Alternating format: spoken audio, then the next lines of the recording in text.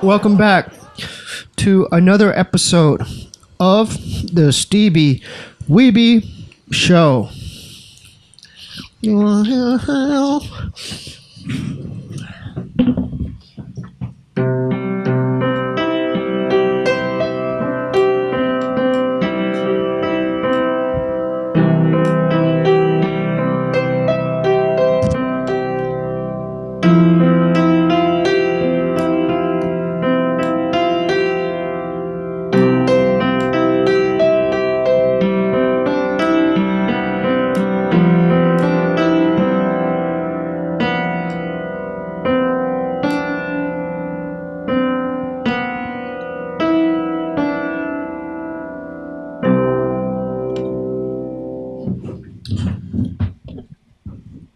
We have a very special guest tonight. Please welcome BBoy Vincanity. How you doing, man? Pretty good, man. Thank you so much. I didn't know you play piano. Oh, no, I kind of do. I kind of don't. That was very relaxing. Thank you. This is a historical night. You know why? Why? This is historical in the fact that you are the first dancer or b-boy or any kind of dancer to be on the show. That's so, awesome. dude, big ups to that. Thank you for You're inviting the first, right, Bryce? Right. I've reached out to other b-boys and other dancers, but I don't know, man. A lot of them are too busy, huh? Yeah. Just dancers. Can't rely on them. You can't rely on them.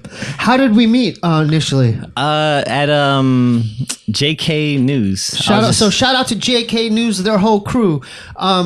Jojo, Barquan, who am I missing? David, Tiffany. Tiffany, Gio. Whoever else is there. They're good peoples. Yeah. And they have their own facility. Yeah, they got I remember like when they were in the midst of opening their new space. Oh, I haven't been to that one. Oh, their office in downtown? No, I haven't been to that one. I've only been to the one where I met you. That one's really nice. Like I bet. They're making bank, huh? I don't know. But they're doing well. I think they're doing good. Good for them. Yeah. Let's go back. So after we filmed, because I was there that day, and then we're at the end of our day, and then you walked in, and you were near David So. Yeah, I was just chilling. I sometimes do editing work for them. Oh, you do? I didn't know that. Yeah, and then so I was there picking it up and then just chopping up with David, and then you guys are homies, right? Yeah, I've known David since we were about like 15, 16. Really? You went to the same high school? No. So one of the guys that I went to high school with, one of the guys I used to dance with, is a family friend / cousin of him. Wow, yeah. So I'd go to Thanksgiving dinner all the time. Yeah. And David was just always there. Always there. So I just knew him as a guy from Thanksgiving dinner. Yeah. Are you Pinoy, dude? No. I'm half Japanese, half German. Oh, that's crazy. So I'm access powers. Yeah. 100%. Wait, is your wife Filipino? No. My wife is Vietnamese. Oh, okay, that's what's up. Yeah. Okay, well, because I couldn't. I'm like, you could be. I was trying to figure it out. I'm like, what is he? Could be. Yeah. No, everybody thinks that though. They think you're Pinoy. Yeah. I've been asked that question a million times. Especially in like the b-boy world or something. Yeah. Because there's a lot of Filipinos that made break or something. Yeah, and dancers. Oh, right. Yeah. There are a lot of good ones too, as well, right? Yeah. I've had like Filipino moms try to convince me that I was Filipino. Oh, really? I'm like, nah. That's so funny. That's crazy. But then, on a side note, once I saw you across the room, it's like one of those things where I'm like, where have I seen this guy before? And then I was like, I kept staring at you. I'm sorry for staring at you, but I kept staring at you. I'm like, I've seen this guy somewhere. And then a light bulb went off, and I'm like, I seen him on YouTube somewhere, and where I saw you on a video with Del the Funky Homo Sapien. That's right. Yeah. You guys were doing like this three-part series. Sorry, I started drooling. A 3-part series on MCing, and you interviewed, because that's like one of my favorite rappers ever and stuff. And that was like, how did you link up? That was super random because like on my channel it's focused on dancing, but b-boy. Like I've always had this like passion to like kind of link elements together, like try to bring it. Like I used to throw events. Dude, I like that, man. I used to that's like That's actually how keeping it real, dude. Like I got into nowadays breaking. It's so. Yeah, everyone's like, oh my god, in their own realm, in their own lanes. But I actually got into breaking, or not how I got into breaking, but my first breaking event, I found it from going to MC battles. Really? So there used to be these MC battles in Sacramento, and there was one that was a MC battle / B-boy battle. So that's crazy. That was my, like, before I was going to B-boy battles, I was going to these MC battles, and that's how I discovered this in the it. 90s? No, this is like 99, 2000. Oh, wow. So are you from the Bay? Sacramento. You're from Sacramento. So that's crazy. Central Valley. Yeah, I'm home. I got some homies up there. Nathaniel's up there. My cousin Eddie lives up there. Oh, really? In Sacramento? Yeah, he used to run the FTC, the skate shop in Sac. Oh, really? Was it? I'm trying to think where that is. It was near the. Is there a Capitol, like 6th Street or 3rd? Like the numbers. It's near like the federal buildings or. Oh, was it downtown? Was it in the mall? No, it's downtown. Downtown. Yeah, I think. I don't know. Yeah, it's no longer there. Oh, it's no longer. Yeah. Okay. So, but that's crazy. So you grew up there. Yeah, I grew up in North Sacramento. What was it like growing up there? It was normal to me. Yeah. It was cool. I mean, Sacramento is known to be like small town, big city. But there's rough parts as well, right? Yeah. I mean, where David grew up is he from up there too? David's from South Sacramento. I grew up in a suburb called Carmichael, which is mainly like older Caucasian people. Okay. David grew up in South Sac, which is like, it's very diverse. Like you see African American, a big African American population. You see a lot of Vietnamese people, Hmong people, Mien people. There's Hmong up there too? Yeah. That's what's up. I think I'm not sure exactly, but it's one of the Hmong are the ones in that movie Gran Torino. Huh? Yeah. The Hmong gangs. Yeah. Dude, that movie was raw, dude. I love that movie. Yeah, it's cool. It's funny because like if you didn't grow up near like Hmong people, you don't know who they are or that they exist. Like, doesn't Fresno have a large population of Hmong? It's like Fresno, Minnesota, Sacramento. Minnesota? Yep, Minnesota's the biggest. What do you know about the Hmong, fool? My town, across Wisconsin. Do you know about the Hmong? Yeah. Oh, he's from Minnesota. Wisconsin. He's from Wisconsin. Oh, this guy's from Wisconsin. Yeah. But there's Hmong gangs. I'm sure they're crazy. You don't want to mess with the Asian or the Hmong gangs. I don't really know about them, but were there Hmong b-boys? Every Hmong male is a b-boy. That's what's up. Are they like short and stocky? They do like power moves and stuff? Yes, like they are like there'll be like 6-year-old, I mean not 6-year-old, but like 6th grade, 7th grade, 8th grade Hmong kids that got air flares. So we would describe to the viewers, because you're our first b-boy, and I know there's a whole language behind as far as these technical terms. Yeah. What's an air flare? So Oh yeah. So power moves in general is like the more dynamic stuff. So spinning on your head, spinning on your hands. Flares would be like what you see in gymnastics where you swing your legs around. So air flares is like hopping on your hands. On your head. What's the difference between that and a 1990? 90 is just spinning on your hand. So air flare would be like the evolution of a 90 and a flare. Oh, you're spreading your hands out more to... You're like hopping from one hand. I've seen that on the... I'm a fan of it. Yeah. I'm not so much into it, but I'm a fan. I love... It's like B-Boy Pocket. Yeah, exactly, yeah. He's like so the air flare man. So explain to them who B-Boy Pocket is. B-Boy Pocket is like... short Korean dude. He's a recruit called Morning of Owl. Yeah, he like was this little kid... he's buff, dude. I want to say he was like 8 years old or 7 years old. But he's buff. And he had air flares, yeah. I would not want to wrestle that. If he wrestled, he'd probably throw you on your back. Yeah, you should look him up. This little Korean dude, I think he's from Seoul, Korea. Yep, I think so. Morning of Owl is a b-boy crew from Korea, right? Yeah. They're crazy. They look like a kung fu. Yeah. Because that one fool wears like... I don't know. Like Enter the Dragon. I forget his name, but God, what's that his guy's name? tight. He does crazy like kung fu moves. He's I don't know. He's really good though. There's so many dances I lose track of it. Why are so many b-boys from Korea like so good, or in Japan? I think Japan and Korea, they got like some dope dudes. I think like it's that like Asian discipline, like because they practice every day. Yeah, it's like they like you know how a lot of Asian people are very OCD about everything. Oh yeah, including me. Yeah, like they But want things not with that. So they'll like so they'll like perfect things and they want it to look a certain way. Right. So I think that's part of it, just the Asian culture in general. Who are your just off top? Who are maybe 5 of your favorite Asian b-boys that you like to just watch? From Asia or it anywhere? Doesn't matter. It could be Asian American. Like it could be like B-boy Roland. Man. So I mean, growing up in the West Coast, like just people that I saw was Remind. Like Remind was one of my like inspirations. He's one of the guys I reached out to. Oh really? Yeah, but he's no longer on social media as far as Instagram. Yeah, I think he's in Style Elements. He's from a crew called Style Elements. Yeah. Right? So he grew up in Stockton and Sacramento, so he was close by. In Modesto, like a lot of those other cats from Modesto, like kind of Modesto, Stockton, and then also San Jose. That's crazy. That's like one of the at least on the West Coast, like a very inspirational crew because they innovation. They innovated and they just kind of like proved to the world that it's okay to be yourself. It's okay to like be different. I lived in Arizona in the 90s because I went to Arizona State. And then really? I joined like a hip hop organization like on campus where like, you know, it could be, you could MC, you could break, you could just be a fan of the culture. It was like a club? It was a club. Oh, okay. It was a club. But a part of it is like just me attending with some of my homies like I met in the dorm.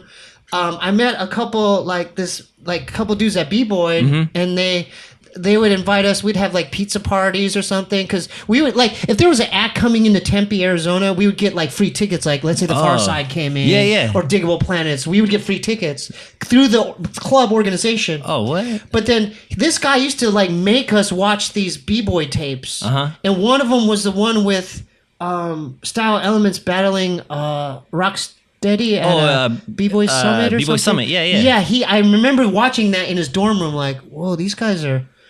It's the guys that stuck out was reminding Crumbs. Crumbs is the white guy. Well, he's not white. I think he's a Colombian, but yeah. But yeah. We had a ponytail. He had a ponytail back then. Yeah. Yeah. So that stuck out to me because I was in that club. And those guys both they changed the game. Like they in what ways? Like they just like if you could imagine like in emceeing, for example, if everyone kind of like I got more into that element. Like if we'd like dance, we'd go to raves in Arizona, but we didn't like hardly hit the ground. We would do like up rock. It's kind of like housing. Housing, yeah. Like I grew up during that era where it was more like fluorescent laces. Yeah. And there's Cruz, like housing Cruz. Was this in This was in San era? Diego. This is in San Diego in the 90s. The 90s, okay. Yeah, we would sneak to this club called Distillery in Escondido. Oh, okay. And there would be, that's the first time I saw the Far Side. Really? And it was like a small club. And it was just before they dropped Bizarre Ride to the Far Side or whatever. Yeah. Their first album. And it was one of the best rap performances I've ever seen. And I remember seeing the stickers on like the wall, like the fire hydrant with the dog, but that club had dancers, not necessarily b-boys, but on kind of the cusp of that, where it's kind of like that, but different. I wasn't part of this era. Like I started breaking in around year 2000. Yeah. But like from what I've been told, like in the early 90s, breaking kind of died out, and like so that's when the house and the house scene, that was when the house scene came. So that's why like if you look at like b-boys like Remind, like they kind of have that like housey feel. That's why I like him, because he's got his the way he dances reminds me of like that 90s housing and style. Even in SAC, there's like these, or not just SAC, but the whole like Northern California, there was a lot of these crews that were like kind of like ex b-boys that became like dancers that would do choreography, and they would have like elements of breaking. And I think in Sacramento at least, they called it stepping. Is that the term? That's just what they called it. Like, I mean, a lot of people think of that like stomping stuff, but that's what they called it. All right, let's hold that thought. What do you think about the new mattress, man? It looks nice. mighty comfy. Yeah. So you've heard about Purple Mattress, like I see it on Instagram every single day. Let me tell you something. My girl and I, she's not here right now, but we had a crappy IKEA one, and I'm surprised I got any sleep on it. Can't deal with IKEA. But this thing is amazing. I mean, I sleep like a baby. I haven't slept so good in years. My eyes are dropping as I look at it. I mean, it's just when you lay down, it feels like your back is molding into the mattress. And do I look like I've been getting better rest? Yeah. Yeah. So man, can I plug them right now and do this whole thing? Yeah, so Purple Mattress is our new sponsor. Shout out to Purple Mattress. Okay, you go there and you go to Purple and use this. You have to use this code, okay? Text Steebee 474747, and then they'll throw in a free pillow if you check that out. If you get a mattress, okay? So go to use the code Steebee 474747. It's a 100-night risk-free trial. If you're not fully satisfied, you can return your mattress for a full refund. So meaning, man, you could test it out, and if you're not satisfied, you can return it, but I guarantee you won't. I'm keeping this thing for as long as I can. How many days can you 100-night risk-free trial, right, Bryce? Right. Backed by a 10-year warranty. So that's some confidence, you know what I mean? Free shipping and returns, free in-home setup, and old mattress removal. That's what they did here. Dude took out that IKEA one. That's better than Costco. I like IKEA. I like getting this desk is from IKEA. Uh-huh. It's the good old Mick. There you go. But not so they're beds. Yeah. So was that good? Yeah. We're gonna do another shout out at the end. Go to Purple Mattress. Okay, guys. Back to dance history. I love this. I'm a fan. I'm a fan of the elements. I feel like in today's age, it's all about clout and people who don't have the skill set, but they act hella crazy. Yeah. Like, hey, look at me. They got tattoos on their faces. Look at me. You know, and it's like, dude, like I grew up like you have to have a skill set. Yeah. Whether it's freestyling, rapping, or writing raps, graffiti, b-boying, or the DJ, you have to have the skills. Yeah. So what, I think like in today's age, there's so many more lanes or ways for people to get famous that like it's not about that. It's so lame to me. Yeah, it is like on about that. Yeah. I'm not hating. I mean, this is the thing. It's like back in the day, like people used to hate on like the house dancing. Like, oh, what is that? Mm-hmm. But that's the mumble rap and there's stuff for like you rap, right? Yeah. How do you feel about mumble rap? I can't. I like Future, that one. I like Future in the sense that it's just I feel like it takes you like you could like get hypnotized. Listen to like.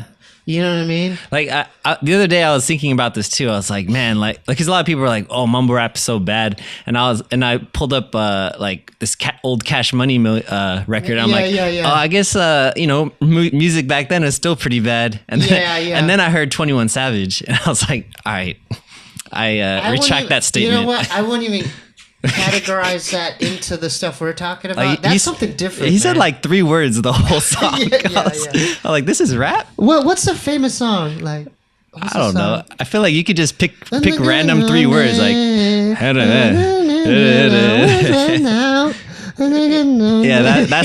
song. Yeah, it's cool. I mean, it's catchy. Yeah. My definition, the stuff I like is like going back to Dell and like the Far Side and Boogie Monsters and like Beat Nuts and stuff like that.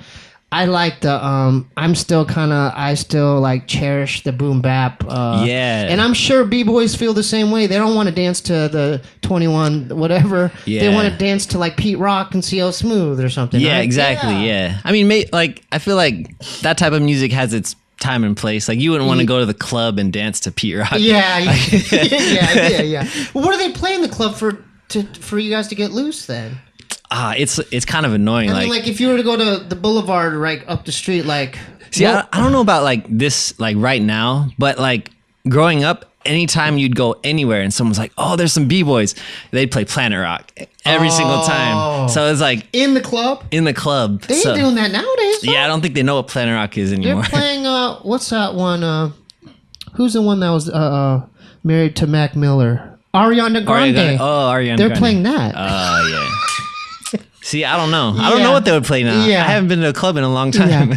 So let's go back to Sacktown and your history as far as this dancing. Were you a part of any crews up there? Yeah, I mean, I was a part of a number of crews. The last crew the crew that I'm still in is called Second Nature, and cool. just kind of like Shout out to Second Nature. Yeah, Second Nature. Are they on the internet? Nah, not really. It's more underground. Yeah, it's just kind of like a collective of friends that we grew up dancing together. So we just kind of made a crew. How many cats in the crew? It's small. It's like 10.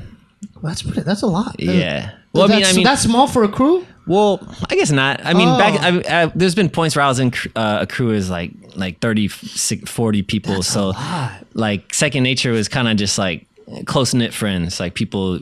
How did you meet these guys? Most of them, like I grew up with. I went to high school with some of them. I just kind of like traveled, like went to their high school to battle them at one point. And is that how you?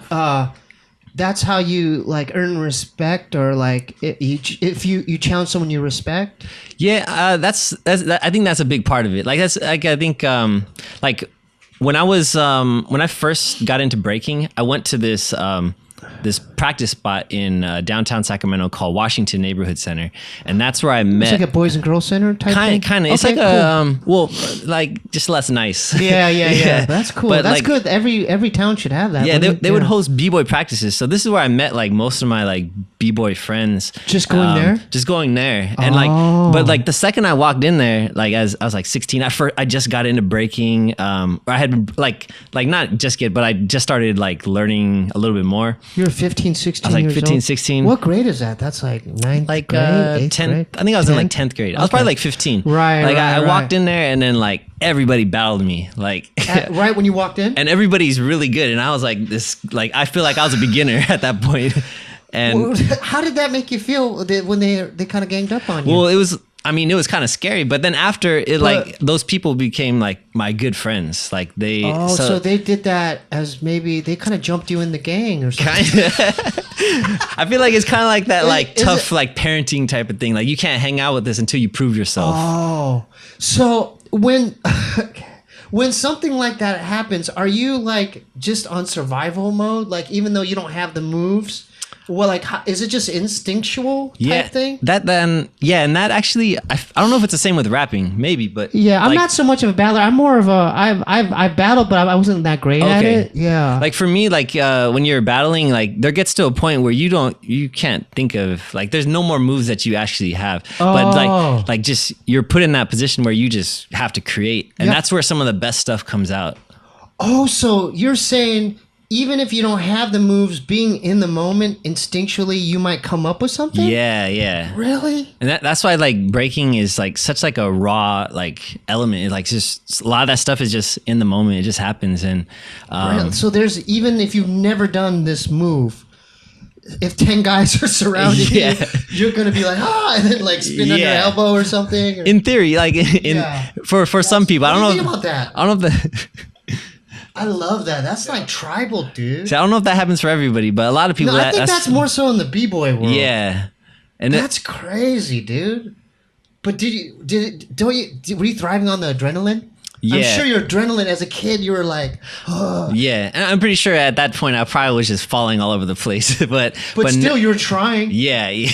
But you kept getting up. Huh? Yeah.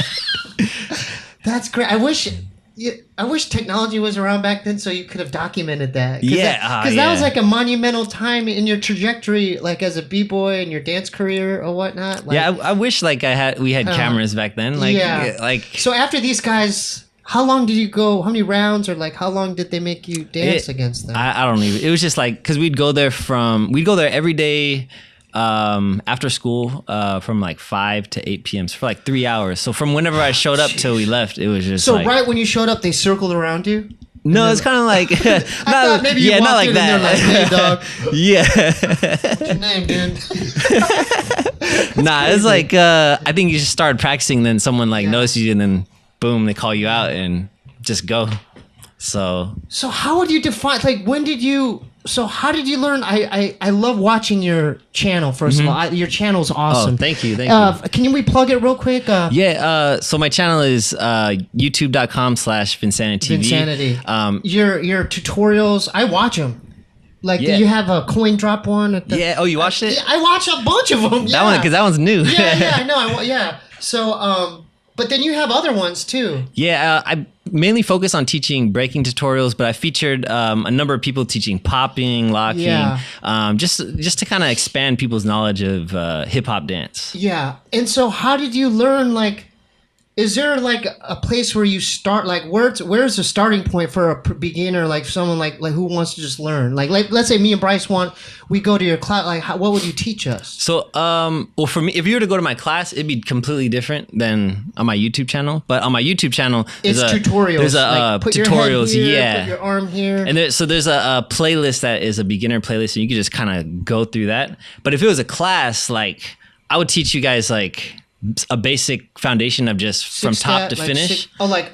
You just not even starting like with your feet, being on your feet. Yeah, right? just like moving around on standing and on the ground, so that you kind of like understand like the mindset. Yeah, and then I'll teach you technique.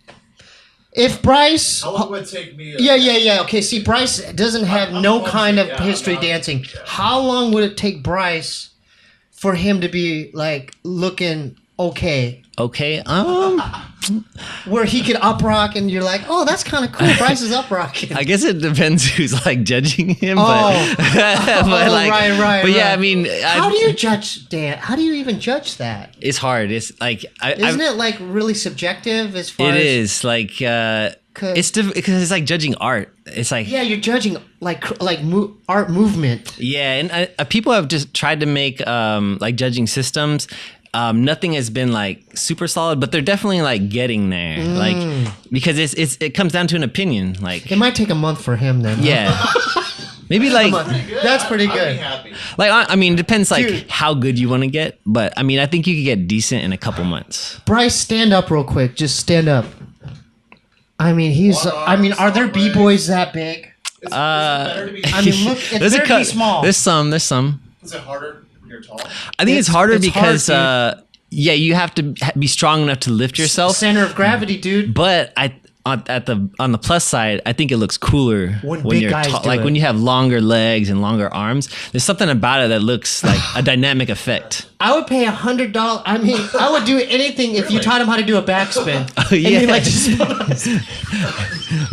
Like I feel like if you were to like swing your leg, people would be like, "Oh, that's cool." But if he were to swing his leg, people are like, "Oh, yeah," because it'd be like a giant doing it. How long do you think that would take? How many hours?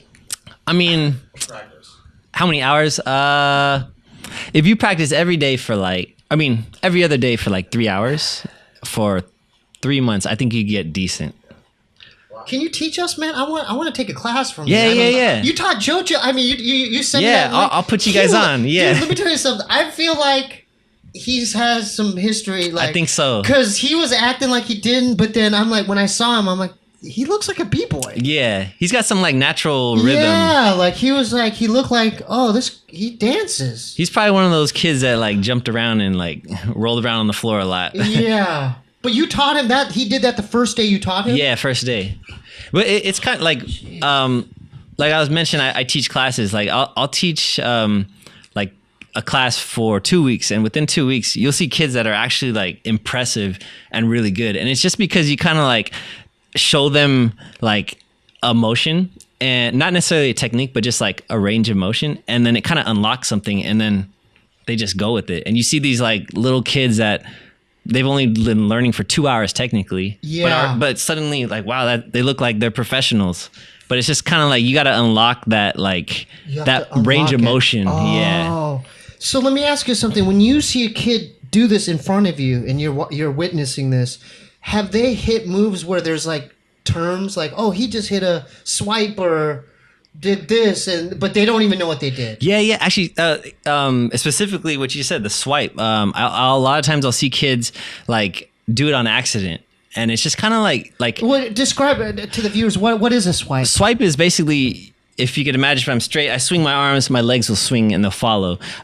So like there's a move called a coffee grinder. Coffee grinder. You have a tutorial for that. Yeah. Coffee grinder is where you just swing your leg in a circle. A lot of people know it. Yeah. And so Are you listening, dude? if you think about the coffee grinder, it Who comes up with these names? probably kids. Okay. Yeah. Okay, I like it. All breaking moves have like funny names. Yeah, I like there's it. an egg beater, Yeah, a coffee grinder. I like it. But like that move, like in breaking, it eventually turned into this thing called a two-step or baby swipe. And eventually that became a normal swipe. So I'll teach kids a coffee grinder, and then out of nowhere, they're doing swipes. And it's kind of cool because it's like this natural evolution of the move. Yeah. Like I didn't even teach them that, but they're figuring it out on their own. Is the swipe, do professionals still do that move? Or Yeah. they do, that's like a fundamental thing that they might do. Yeah, I mean, I wouldn't say like every single dancer does it, but it's a very common move. It's very common. Yeah. What's the most common move? That's hard to say. I mean, most common. It's crazy because each year there's like trends in breaking. Oh. So you'll see like different things. Like when I first started breaking, You it had was to go to the jam or something Yeah. to see it, right? and even like the way people dress. Like when I first started breaking, it was very punk rockish. And you saw a lot of people doing like weird things, like putting their foot over their head and like doing specific moves. Like air chairs are really popular. Well, so explain what's an air chair? Air chairs, like if you can imagine, if I'm just like this, but it's a freeze. only my hand is on the ground. It's a freeze? Yeah. Oh. So there are people. That was like a trend when I first started breaking. Can you teach Bryce an air chair tonight? I don't know, but that's a little tricky. Oh, because he has to hold himself Yeah, it up. requires a little How bit much do of. you weigh, Bryce? 195. I can teach him a basic of it. Okay. Well, that one I when. can't hold myself up with one hand. There's no way. Oh, okay. Well, someday. Yeah. It's not gonna happen. Someday. Okay, I love this. Is so fascinating. is to gonna me. get it. Yeah, he'll get it. We want to both take lessons. Yeah, let's do. Yeah, we'll do it. We'll do it in my garage. Yeah. I love it. Do you live around here? Like, where do you? I live in like Monterey Park. Okay, area. okay, that's not too far. Monterey Park, East LA area. Yeah. So when did you go from when you met this crew? Did you guys enter battles, or did you guys go to jams? Like, how does that work? Or do crews show up to jams and just cipher on their own, or like how does that work? I mean, for me at least, it started out like going to local jams in Sacramento. There used to be a lot of small ones there, and then eventually we traveled to the Bay Area to battle, to LA to battle, and then eventually we started investing in ourselves, flying ourselves out to different places, New York, Portland, Texas, all over. And then eventually we got to a point where there's people actually flying us out. Oh, wow. Just because you guys build a reputation? Yeah. And how does a crew build like their reputation? Just battling. So you have to battle a bunch of other crews. Yeah. And I think it's so much easier today because you could battle anywhere, post it on YouTube, and then you start, building a rep versus like back then you had to be travel. there. Yeah, you had to be there for people to see you. Oh. So you had to go it was a different time back then. Yeah. Now kids, if they just go on YouTube, how do I do this? They just type it in. But you're saying back then you had to go. You had to see someone in person, like, and there was footage floating around like on Napster and LimeWire. I remember that. Yeah. And that's the only way I ever saw footage is like one clip of the same guy doing like a move. Yeah. So it wasn't really much footage. So when I grew up, I was like getting inspiration from like kung fu movies and stuff like that. Is that what B-boying is? Just kind of derivative of other styles, or like jazz style, or? I think like. I wouldn't say a derivative, but like inspiration. Inspired, yeah. Oh, so that's what you could take from anything, like capoeira, kung fu, and that's what drew me into breaking. Because before I was breaking, I was like one of those kids that was just like into doing like extreme stuff. Like I grew up like trying like Parker. What was it called? Is it parkour? I guess parkour. I don't know if it was like back then it was parkour. I was just jumping off stuff. Yeah. But I was really into martial arts. I'd watch martial art movies. I'd train like a martial artist. How did you learn all this stuff? Like, because I'm watching your videos, you know a lot of these moves. A lot of it was trial and error. Like I would. Like at least when I first started, it was trial and error, and then it wasn't until I was older till I started learning, like relearning the actual terms and techniques of stuff. Yeah, because when like back then there wasn't like somewhere you could go learn. There wasn't and at least in our city, there wasn't like a class you could take. You had to go to it like and really see them in action. Yeah, you just had to you learned by trial and error pretty much. So what was your crew's mentality like battling and like did you guys have the same minds? Like did you guys have like a strategy before going? Like how does that even work? Oh, actually, that's actually a good question. Like breaking, like I feel like it's almost like a game of chess. Like so if some guy from their crew does a certain move, and then you have a specialist that can match it. Exactly. You'll be like, okay, Seth, you go. Yeah, exactly. You go get him. So it'd be like you have like the leader. I don't know if every crew does this, but we did this. We had like a leader, and then whoever go Why like was he the leader? Boom. It was just a strategist. Whoever like knew the people the best. It's like chess, Bryce. And like keep going. This is interesting because this is like strategy. It's life and stuff, you know. And it would be like we would even come up with strategies with like routines. Like they did a routine. We need to do this specific routine to beat that routine. Oh, so if a crew does, what do you call that? It's just a routine. Like routine. Yeah. What's a commando? Commando is like, say you're dancing and then me and you switch places somehow. So another guy, then that's a commando. Yeah, so it's like not really a full-on routine. It's like two guys. It's two like piece routine. Not a routine though. It's like just us switching places, but sometimes in a creative way. So like maybe I jump over you, or and then you do a roll, or you roll and I roll over you. Yeah, that's a commando. Yeah, that's cool. So a lot of times people will do learning routines. Something or what? It's overwhelming. I have no. Yeah, my bad. Yeah. I'm trying to keep up. These are questions I've always thought. I always wonder. I'm like, what is that? Yeah, so it's because I hear people say it, or it's like they go hand in hand. A lot of times people do a routine to a commando.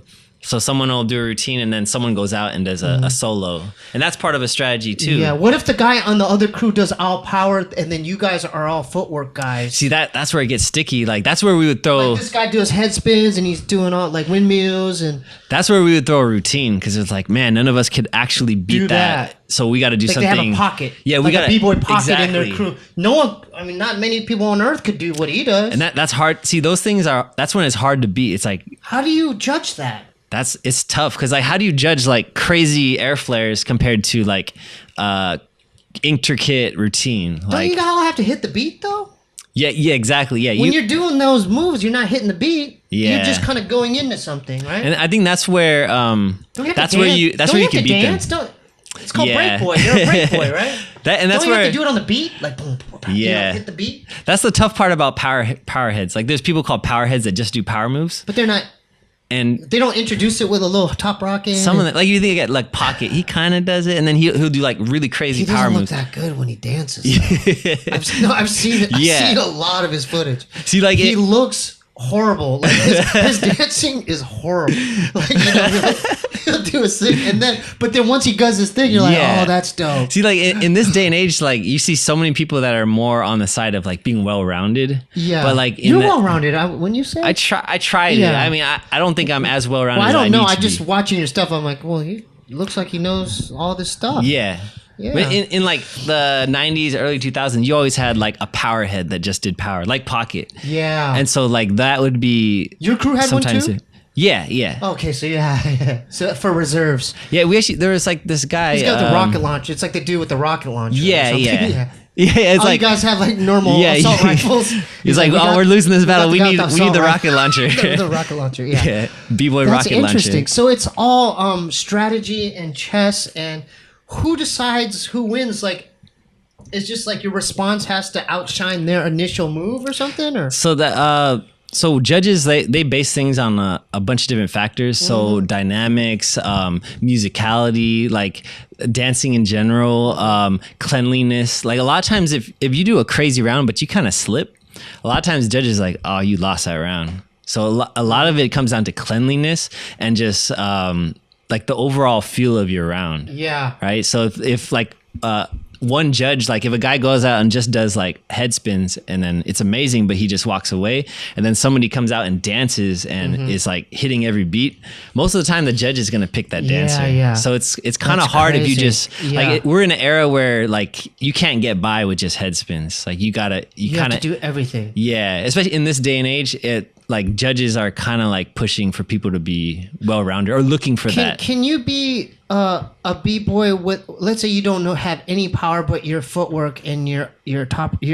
rock's amazing. Like you could really like the musicality and you could dance. Yeah. Can you survive in? I think. Or no, or like I think so. Yeah, like because you can like use the music to make little things look bigger. And so like a good example is this guy named Ken Swift. He's like shout out to Ken Swift. That's Rocksteady. Rocksteady, yeah. That's the OG though, right? Yeah, he like explain to them Rocksteady crew. Rocksteady crew is one of the crews that like really put breaking on the map. Like they like every dancer grew up knowing who these dancers are. And Ken Swift, like, if you're into the culture, you know who they are. Yeah. If you're into the culture, you know who Rocksteady crew is. Yeah. But he really like. He was one of those guys who showed that you could take simple stuff and just like kill it with that. Is he like, one of your favorite like kind of mentors or like someone you look up to? I mean, I don't know him that well personally. Yeah. But he's definitely someone I've looked up to when I was younger. Yeah. That's crazy. He can still do it today. He's one of those guys. Like I'm not sure how old he is, but he's still like a good dancer. Oh, Easy Rock too. Easy Rock. Man, there's so many. So right now, like I'm gonna put you on the spot again. Like right now in 2019, who are some of your favorite? Who do you like to watch? Honestly, like just name 3, just off top. You said Remind. I really like. I've always liked Remind. Remind's a really amazing dancer. Man, who do I like? I'm like one of those guys. Like I always try to like not watch footage. Oh, because just in case you pick something. Is that what happens a lot? That's what I think. Because of the internet. I think that's like a lot of people. They get mad at like the internet because like you could see everybody dance. It's like that with skateboarding. Oh really? Well, you could learn if you don't know the trick. You could just look it up and be like, oh, you put your foot here and then you flip that way and then you do it. So I noticed like people will start doing a move. Maybe it's unintentionally, but because they watched it so many times, it's biting. It's kind of a bite. It's biting. Yeah. So like I try to not watch it because I don't want that even image in my head. Yeah. So explain to the viewers, what is this? Because we're going through a lot of terms or vocabulary. What does biting mean? Biting is basically where you copy someone's move. So like your moves are like your signature. It's like you're a product of your own creativity. It's not just a basic. It's something that like identifies you. So when someone like copies it, it's like, you know, they're copyright infringement. Like, I've seen a lot of battles on YouTube and stuff, and then isn't there like, don't they go like? Oh, they go like this. I don't know about this. They do something, Bryce. If you watch, if they think they're biting, they'll go like. Oh yeah, I think they're trying to do this. Maybe there's like a weird like armpit thing. Yeah. So, but you'll notice it's really subtle. Yeah. But some of them will go. Yeah. You know, and that's that's basically telling him like that's not your move, right? Or, I think that's also the difference between like. So they're not. They're not doing the chicken dance. Oh, they're going like this. They're going like a shark, mouth, like a mouth. Yeah. Oh, like that's chomping. Okay. Yeah. Okay. I always wondered that. Like, why do they keep doing that? Yeah. For some reason I thought. I mean, just going. I always thought it was like common knowledge. But I was like. Yeah, so that's biting. That must happen at every battle, right? Yeah, that's good. Someone's gonna do that. Yeah, sometimes people just do it like to be mean, but isn't it kind of hard to just have a completely original style in any kind of art, though? Yeah, and I think I've always wondered that. Like, I feel like it was easier. Like 10, 20 years ago, because you had to. Like, I'm influenced as an MC. I'm influenced like by the Beastie Boys, Dell, Boogie Monsters, Farside. I like, I like New York Cats. You know what I'm saying? And it's kind of hard. It is hard. You know, and I think in at least in breaking culture, there's such like a culture to be original, like have your own style, and it's frowned upon if you don't. Like you get like heat from people for like biting and stuff. So you'd be dope if someone had like a ballerina style. I bet you nobody has that. B-boy ballerina. They like do everything on their toes. Yeah. Wouldn't that be amazing? I love that. Ballerino or something. B-boy ballerina. B-boy ballerino. That's your base. Maybe we should. Yeah, maybe that's your No, I'm not. that's No, your no, niche. I don't dance like. No, I don't. I'm not gonna You ballet. like flare Yeah. to like pirouette and like Okay, so hold your leg up, point your toe. So you're saying this is interesting. This is so great. We have a dancer on here. These are things I've been wanting to ask people. Like, but we haven't had any dancers on here. How do you get through this art form without like biting like a little bit of foundation? See that? I think that's hard. That's the hard part. You need the foundation, don't you? So you'll see, like one thing is like you get inspired by something, right? Like even like if you talk like writing a story, like maybe you're inspired by a story, but you eventually change that story to your own, right? And you change things, and maybe you have elements of that original idea, but you flip it and it becomes yours. Yeah. So I think that's the problem that a lot of people like kind of miss is like they see a move and they're like, oh, I'm gonna try it. I'm gonna do a piece of this move, and then now it's mine. Even though I added this one thing at the end, even though it's still the same move. But when you flip something, it's like you take it, you absorb it, and then you make it a completely different move. So you maybe take the concept of it, but you put your own twist on it. yeah, you put yourself you get into that Bryce? move. So it's kind of like you are kind of doing something that's done, but you add your own kind of sprinkles on Right. it to make it your own. Right. Yeah. So that's okay though. I think that's okay. When you put yourself, when you put your own personality into your dance, I think that's when it really becomes yours. Right. Yeah. So isn't there a problem in today's world as far as your dance, as far as like a kid who wants to learn, they'll go on. They'll first thing is YouTube, and they'll probably watch battles, and then isn't that problematic? I think Because they're first initially learning from like copying someone. Yeah, and I think even back in the day, a lot of people they learned in that way. But then when they entered their first battle, they got checked, and they're just like, "Yo, you can't do that. Like that's not allowed." Like what's getting to? There's another check. phrase. Yeah. So explain what checked is. Like when That's a someone hip-hop term as when well. somebody comes up to you and says, Hey, listen. you shouldn't be doing this." Right? So or you've seen that happen? yes. And what? Okay, so if that happens to a kid, there's one or two ways it could go down. The kid could get defensive, like, "Oh hell no, that's I get it. or they could be compliant, right? Yeah, I guess it depends, like how, like where you are. Like I've been to like different dance scenes and communities where people are really nice and like, hey, like you probably shouldn't do this. Versus like you go somewhere else and you'll just get someone will just battle you like 100 rounds and. So if that's the case, if they want to test you, then who could keep the move? Whoever wins that exchange. Usually it's the creator, the original person. The original. But that's okay. That's another question. How does a kid learn, even know the history of where it came from? How do they learn that?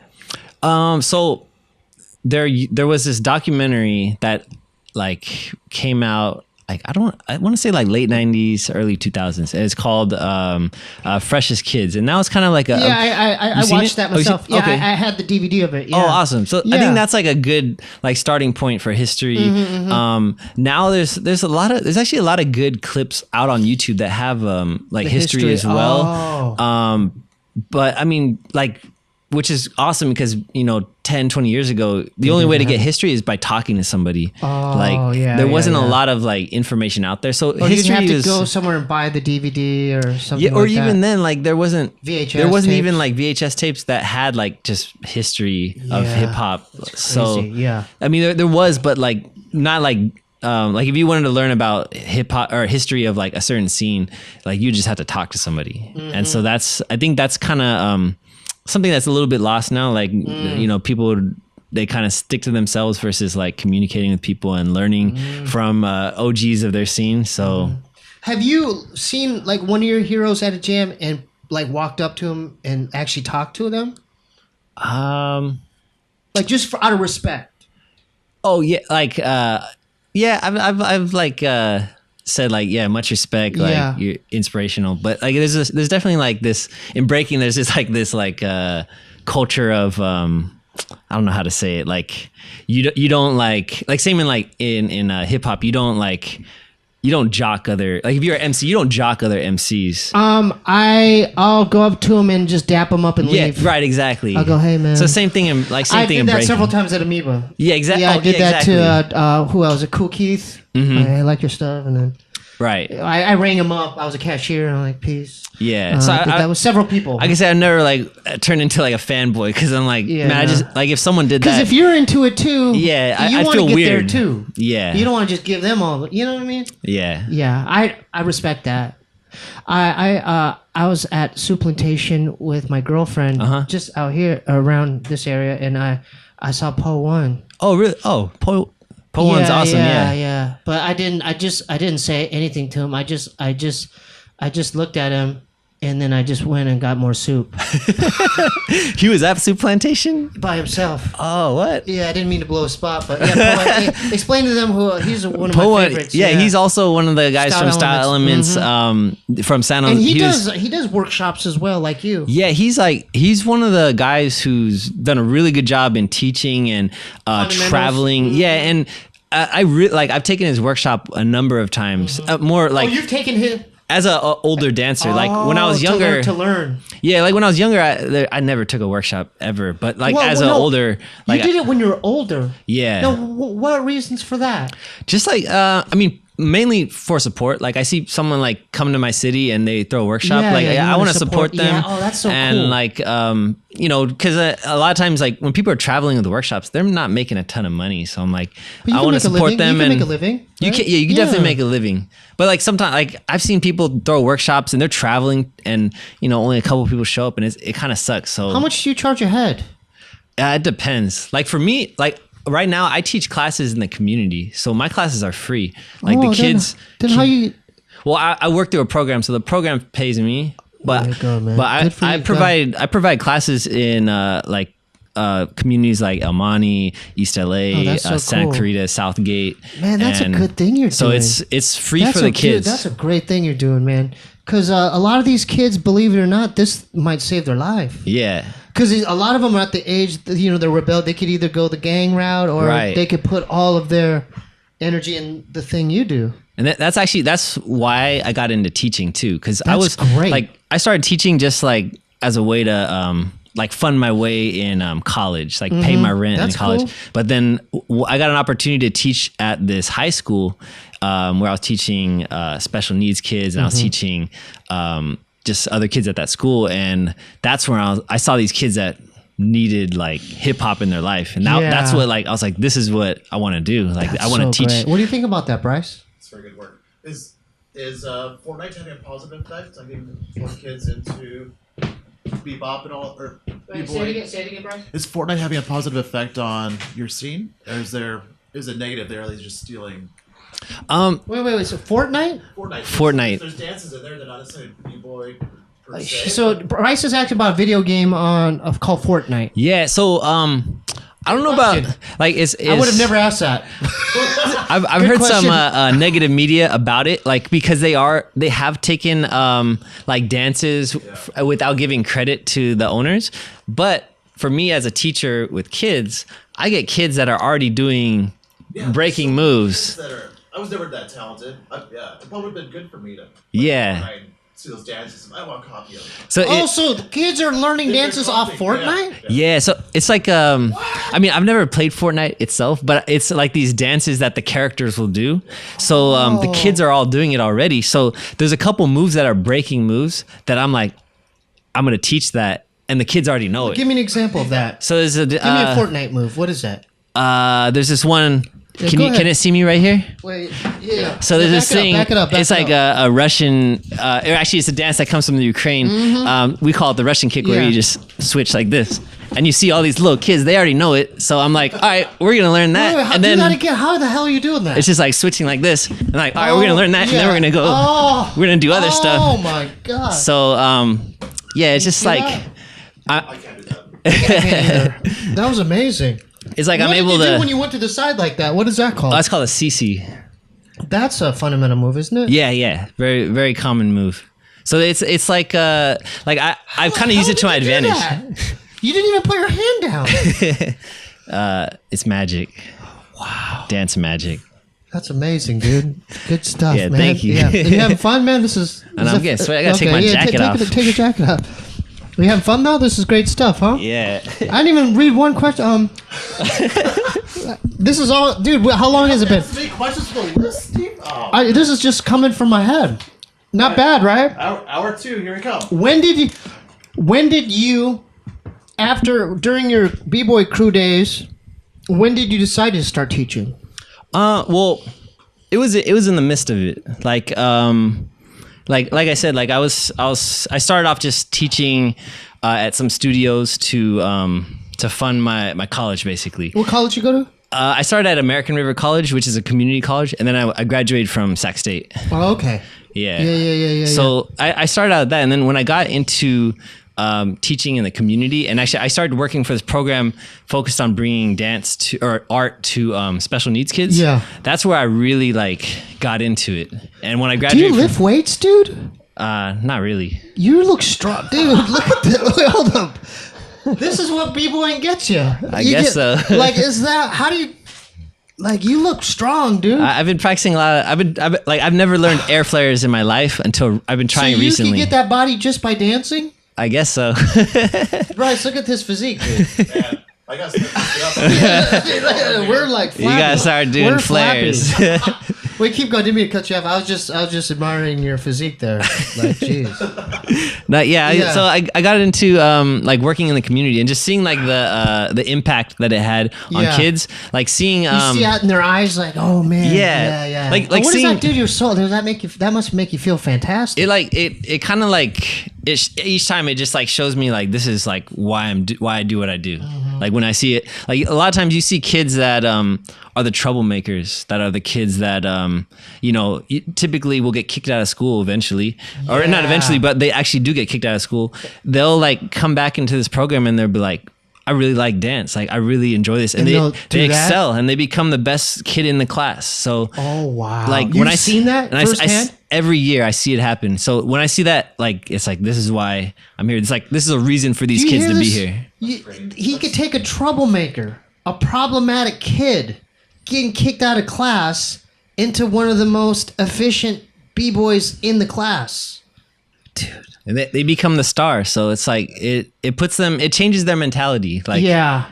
Dude, that's great, man. Are there they should have more programs of what you're doing, dude. We're trying. Right now, is it nonprofit? How does this work, man? So I used to work for a program in I was part of a couple of programs in Sacramento where we were all nonprofit. We worked through grants, so it's a little bit of a struggle now. In LA, I work for a program called Universal, and they kind of handle. Shout out to Universal. Yeah, Universal is are they on the internet or how do people? You can find them on Instagram, and you can find them. They have a website too. How'd you link up with them?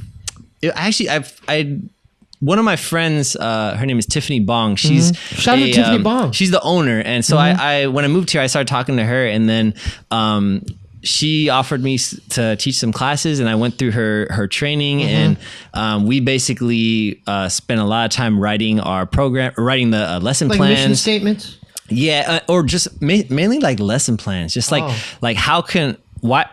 is this program important for schools to have? I think it's very important. So we started writing according to school standards and making it not just something that schools want to have, but need to have. Oh, so that's where it changed. Mandatory. So it's not just something that's this is fun for the kids. Part of the curriculum. But this is something that kids, they need this. They need this. So wow, that's amazing, what changed. Dude. And yeah, I think that's that's one of the things that is a stepping stone for a lot of dancers, is because if you just walk up to a school and you're like, hey, I want to teach a class, they're gonna be like, nope. Oh. So it's coming up with the whole the planning part. That's amazing. That's what changed it. Have you seen a kid like one of those kids, that problematic kid, but then he'll grow up to be on the circuit, he's one of the dudes in the b-boy world? No, I haven't seen. Well, there's actually a couple of kids that I used to teach a long time ago. They actually got really good, and a number of them are actually dancing right now for Jabberwockies in Las Vegas. Oh, those dudes are large, right? And those kids, actually 3 of them are from Sacramento. Aren't some of them from a crew called Rock So Fresh? Rock So Fresh from San Diego. Maybe. I think Eddie Styles. Oh, maybe. Aren't there two dudes? I saw I saw yeah. a documentary or something. You're right. Yeah. I think so. So in Sacramento, there's this crew they're called Boogie Monsters. Oh. And just like the rap group in the 90s? Yeah. That's good. But that's crazy. They have the same name? Yeah. Boogie well, I don't know if it's they at the end is a Z. Boogie no, it's S with the rap group I'm thinking of in the 90s. It's with the S. It's one of my favorite rap groups. Okay. Yeah, they're from Virginia.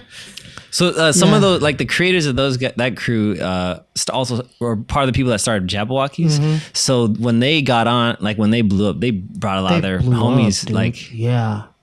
So those guys. So the Jabberwockies. Let's go back to that. That was an eclectic kind of a dance group with different backgrounds, right? Mm-hmm. So you had b-boys, you had I would say mainly hip hop choreography. But there's some b-boys. Yeah, there's b-boys and Have you heard of the Jabberwockies? Yes, yeah. They used to do like Vegas shows and stuff. Yeah, they still do. They have do a Vegas shows? ongoing show in Vegas. Competition or something. I remember seeing them on television. They won America's Best Dance Crew. Yeah, they won that competition. Yeah.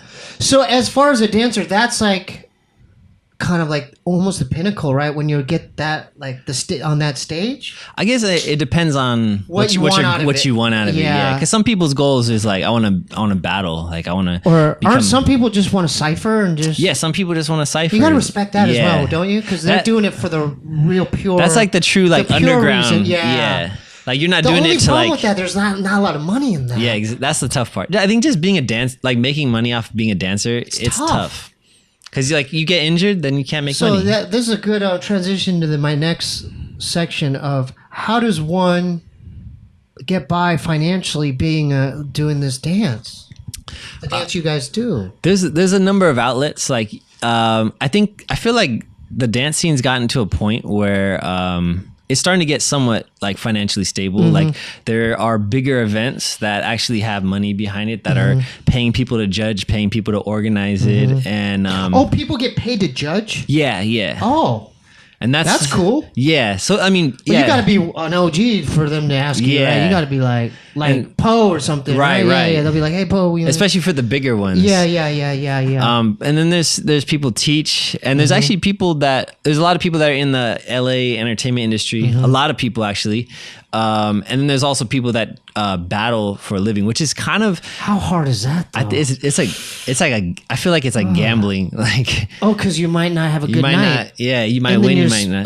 Okay, so if you go to an event in I don't know Arizona, or do they fly you out there, or do you have to get your own airfare? And it depends. Especially if you're like I've seen dancers that are like up and coming and their name's getting out there. People fly them out because if they're there, they're gonna bring in other people. But what if you don't have a name, but you want to do it? That's what you gotta start somewhere. That's what you see. You have to. It's a risk. Yeah, you're rolling the dice. So you gotta fly yourself out. So, but for those people, it's not about the money. It's about respect. The respect. They want to get the rep. Right. So I think that's how you have to get the rep. You have to just fly yourself out there or rent a car. Yeah.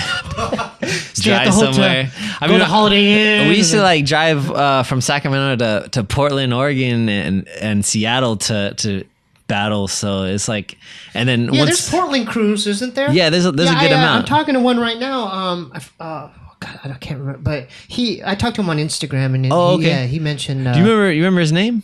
Yeah, I'll tell you. Well, you might know him, huh? Is he a Vietnamese guy? Yeah, he goes by. Is he a dentist? Marcavelli. Oh wait, Marcavelli. He's this Murky Waters, NBC. Is there a picture of his face? Oh wait, no, I don't know him. Oh, okay. There's this crew that we used to be good friends with called Moon Patrol. And they used to always throw events, and they'd come to our town. They're from Portland? Yeah. Oh, that's cool. But there was this one guy, he became a dentist, and there was a video floating around of him like breaking at his dentist office. Oh, that's so cool. That's what I thought you were talking about. I'm sure that went viral. Yeah. Yeah. So where were we at? I mean, we've talked about so much. as far as making a living doing the dance you guys love doing, it's you have to get kind of creative, huh? Yeah, it's like I think it's like any artist. Like Yeah, 'cause I'm still. I have a show coming up. As far as I have an MC set on Saturday. You should actually come. I'll tell you about it after. But I have to. That's my merch there, and I have to. I mean, we're getting paid, but I'm splitting the money. With my other bandmates because I have a drummer showing up and my DJ and then another keyboardist. So but I need to sell merch to even like make some money. I think that's a struggle of just being an artist in general.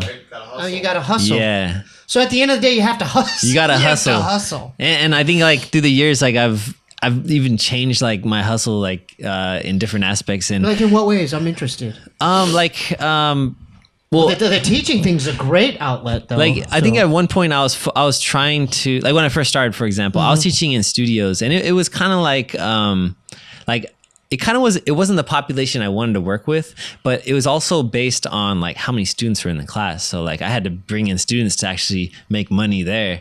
And I didn't really like that. So like that's kind of where I transitioned into working with schools where I would be contracted and being paid a set rate. And that helped me become more sustainable as a teacher. I'm going to do a proposition. What is your asking rate if we clear the bed, the purple bed because I don't want to harm the new bed. We put that to the wall, and me, him, and George, and then we have you teach us what's your rate for that day if we want to take a class from you, and we can vlog it too. I'll do it for free. You don't got to. No. We gotta give you a little dough. Nah, it's a complimentary. No. We'll do a special video later. Oh, we'll do it later. No, because man, I wanna learn. The reason why I want to learn is because I'm a fan of watching it, and I used to do house dancing. Yeah. But I would do it primarily just to get in to get in shape. Because this ain't, Yeah, let's do it. That's my next question. How do b-boys stay in shape? Because it's a physically demanding thing you guys do. I mean, there's definitely like your diet, training. I mean, diet. Like, I think a lot of people like think about too much like this. It kind of sucks. Like there's always these like stupid trends in diets. Like you see it every single year, like, oh, there's this diet and this diet. And then people go on it, especially if they're an athlete, and then they just mess themselves up. Yeah. Like they starve themselves. Are you on a diet? You don't diet. Nah. And you're naturally thin and strong looking. Right, Bryce? I mean, look. It's the dance. It's the dancing itself because it's so physically demanding. And then I try to eat maintain a balanced diet, and then of course training. I think that's the biggest thing is like there's a lot of things that'll help with strength training, but actually like just dancing. Like what, push-ups?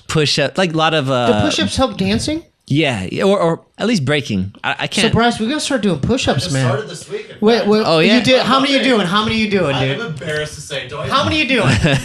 No. I'm not judging you. Because over the holidays, I realized, man, I am weak. So I just keep it small, Yeah. 7. So that's cool. I just 7. Just something. Just kind of. Yeah, I get you gotta tired start at somewhere. 10. I get tired at 10. Yeah.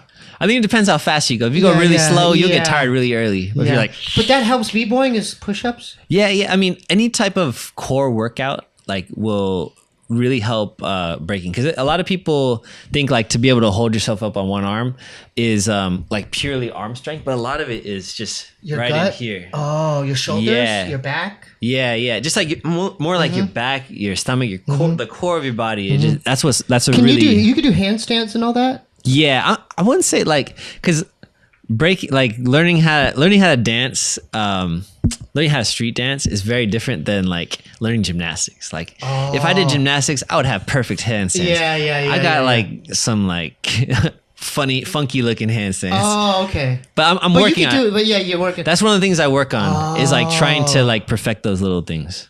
Because it's a part of it. Yeah, so even though I've been dancing almost 20 years, I still work on... 20 years. And you're still learning? Yeah, I'm still trying to That's how I feel things. about this rap, this MC and stuff. There's always so many new styles and writing techniques and so many different things to learn, and it's always changing. Yeah, I think that's like when you fall off, when you stop learning. So it's, you have to always kind of, it stimulates your mind as well. It's good. It's a challenge. I feel like if I stopped learning, I'd get bored. Like I would like there'd be no reason for me to dance. Like when I go practice, like there's some people I see practice, they're just showing off.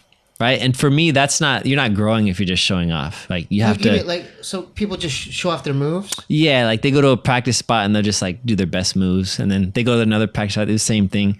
But for me, where's the dance in that if they're just doing moves? Oh, not necessarily moves. They're still dancing. Oh, but like, but they're showing off. Yeah. Versus like putting yourself in a situation where you're uncomfortable and you're trying something new. You're trying something. Oh, you look vulnerable. Yeah, but that's exactly. But that's where the growth may be. Exactly. If you look vulnerable, if you're vulnerable, right? That's also why I like practice. I like practicing with like just my friends. Like, would you like to practice with me and Bryce? Yeah, I'll practice with you guys.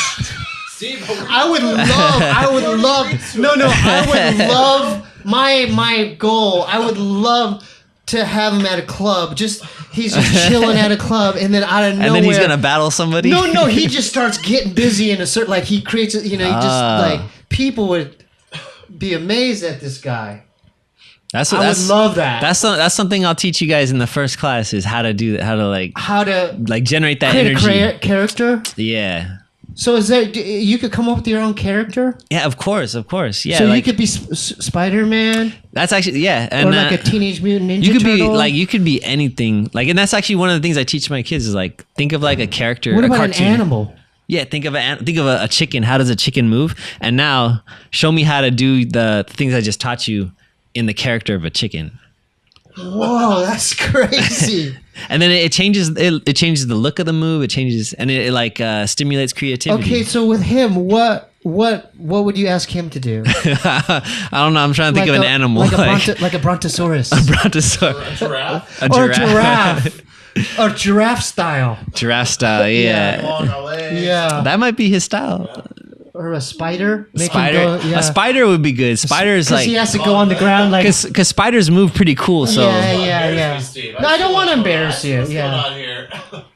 God, that's so interesting, man. Yeah, I would like, man. I'm hoping since you're I would hope that other dancers or b-boys watch this because I'm trying to get more dancers. I find it fascinating. Yeah, that'd be awesome. It's a legit art form. Yeah, I'm a lifetime fan. I love I'm just in awe of watching it. If you need help connecting with anybody, just let me know. I reached out to B-Boy Casper and then this guy from Oregon and another guy. We're close to locking them down, but I think they're just busy. Yeah, a lot of people are busy, especially like in he Los might Angeles. be teaching a workshop somewhere. He might be in Sweden or something. So I mean, after we'll talk and then we'll see what's up. How we doing on time? I think that was a good. We're over an hour now. This is the time, dude. Vincanity. How'd you come up with the name? Hold up. How'd you come up with the name? Your name's Vince. I didn't actually come up with it. It's just like it's like insanity. Yeah, I think it's just because like before I started dancing, I did martial arts. So like, wait, what kind of martial arts? Well, it started out with just like me and my brothers in the backyard, like just we'd watch kung fu movies and we'd be inspired and we'd go train in the backyard. And then eventually I took taekwondo, and so when I first started dancing, I was like doing just martial art moves with dance moves. So people are like, wow, that guy looks kind of crazy right now. Yeah. So I think that's why my friends, they just named me Vincanity. I like it. That's unique, right? He's probably the one and only Vincanity. Except for Vince Carter. Nah, there's only one Vincanity, brother. There's only one Vincanity. Now, like, this is the time where we plug all your stuff. Did you want to, what, your Instagram? My Instagram is at BBoy Vincanity. And that's Vincanity. Right? And then my YouTube is youtube.com/VINCANITV. So Vincanity. Dude, you have a lot of subscribers, dude. Like, how many videos do you have up? There's a lot. I've lost track. Too much. I've lost track. When did you start that? I'll holler at you after, but I can't remember. Like, I mean, I started at least about 5 years ago. His channel is booming, dude. Yeah. We'll talk to you after. Yeah, we need some pointers. Of course. Yeah, we'll put the link in the description. Okay, so dude, thanks again. No problem. Yeah, I love having. This is a historical, like I said, first dancer, first b-boy on the Steebee Weebee Show. That's I what's have to up. give some shout outs, right, Bryce? Right. To our new patrons, Zaid Briones, Mike Garcia, Loving the Journey, Steven Zahn, Stephen G. Hopkins, Keith Lopez, Daniel Serrano, and my man H. Bogarts. If you want to help see this show be sustainable, please join our Patreon at patreon.com/Steebee Weebee. I'm doing a new diary series every Monday where it's just specifically for my patrons. And get involved. And we love it. Okay? I have new music available at SteebeeWeebieBandcamp.com. And thank you for the people who've bought music in the last week. Jared Fox, Brett Phillips, Nick Murphy, Janice Howie, H. Den Beston, Michael Martinez, Christopher Wu, and my main man, Joel Wilson. He paid $50 for Collage of the Mirage. Ask me if I like that. I love it. And I really encourage you guys to do what my man Joel did. Okay? You don't have to pay 50. You don't have to pay 50, but god dang it, 50 is that's a good number. I'm going on the That's a site. real good number. Okay, I'm not going to plug the show because this will be after the show, right? Hold up, I'm going to get there. Go to SteebieWeebieBandcamp.com if you want to follow the show. Instagram at QUANGOU. Send stuff to the Steebee Weebie Show, 1425 North Cherokee Avenue, P.O. Box 1391, LA, California 90093. And do you want to do... God, man, that mattress, huh?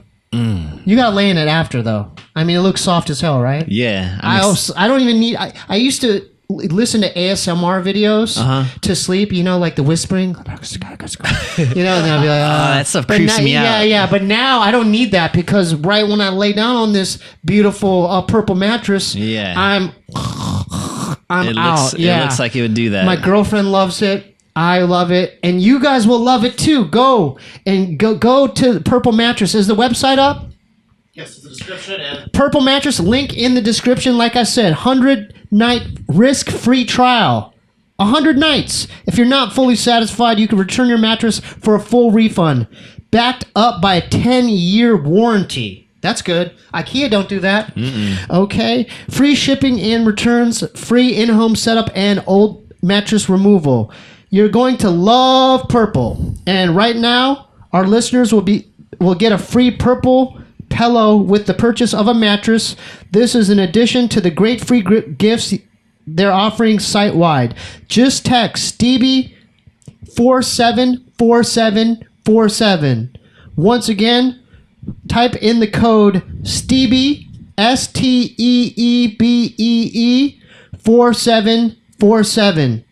You like that, Bryce? love it. You love it. I love it, and I love purple mattress. I love Purple Mattress. Make sure you get a Purple Mattress today. Okay?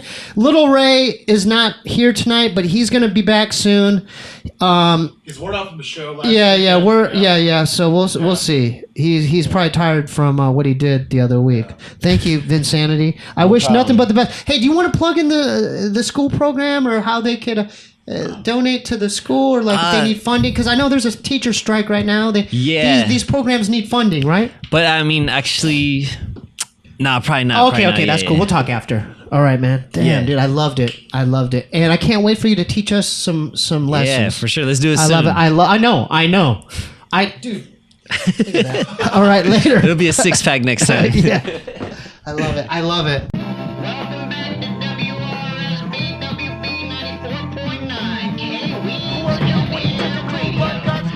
Glue can't put together a ship just like a shoe. Winds ripped apart and pieces left on lakeside. But I can pick up pieces of the puzzle just as well in this holographic cell, waiting to reveal. In this half-drunk of lands where you can